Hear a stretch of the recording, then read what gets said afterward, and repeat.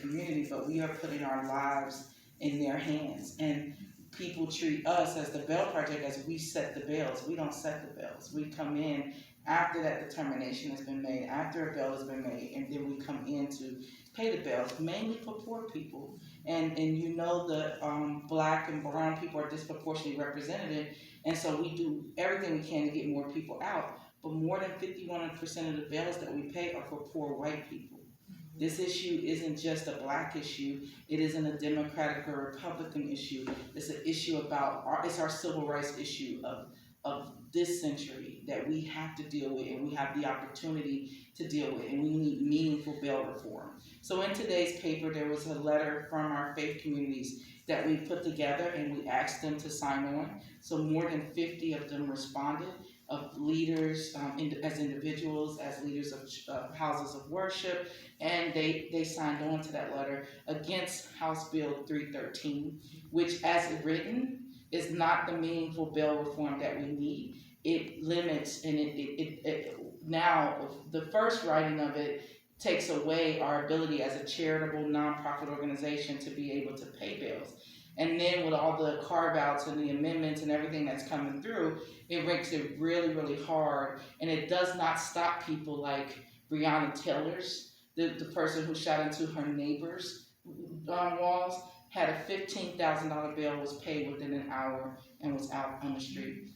A state representative, Mr. Goforth, who allegedly had strangulated his wife with an Ethernet cord, $25,000 bail, out within an hour.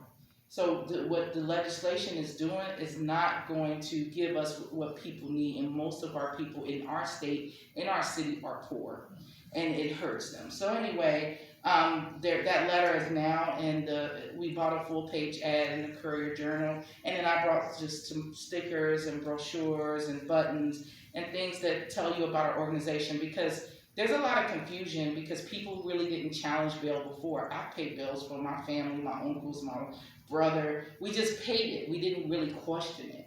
And now more people are asking about it. Bail was meant, and we have a beautiful judicial candidate, but bail was meant to be a condition of release. It was not meant to keep people pretrial. And I think there's a confusion of what's pretrial detention and what's conditions of release. Judges can do bail, a cash bail, or they can impose 6 other options as a release condition for people. And so bail, the way it's being used, a lot of times, and I know this is not Shannon, but some judicial folks are scared of what the media might say if they have a bail set at a certain level.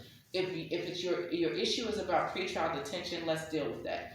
But do not perpetuate the 2-tier pay-as-you-go system. As a result, you're going to make people who are poor pay for what people who can afford to get out do.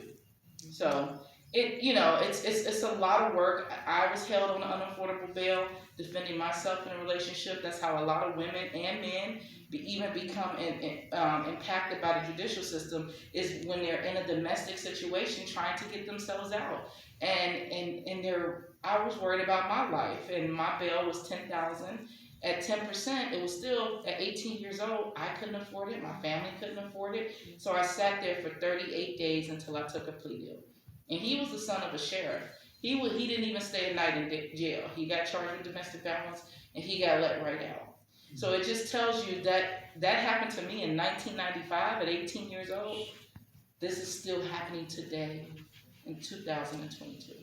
So thanks for letting me share this. And then here is some items like this to share with buttons, stickers, and it is nothing compared to this check that you all are giving, but I'm very thankful. And we thank you, for being, a lot of us are familiar with what happened with Craig Greenberg, one of the other mayoral candidates, and there's a lot of fallout from that. Like, people have beat up, and I'm not going to say literally, but made people feel very uncomfortable for sticking up for cash bail and bailing people out. The system is broken, but everyone has the right to be bailed out too. And it doesn't matter who you are, what you look like, what you've done. And there's been a lot of unfair political conversation about that people have used for their own campaign advantage that doesn't help the people who need this system to end the most. So thanks for being brave enough to answer all these questions about this for people and explain, the real story we first shared. Thank you. I appreciate you all. If you have questions,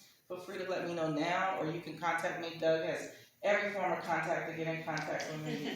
But yeah, if you need to reach me, I'm there. If you need me to speak to a group or explain who we are, what we do, I'm always happy to do that. All right.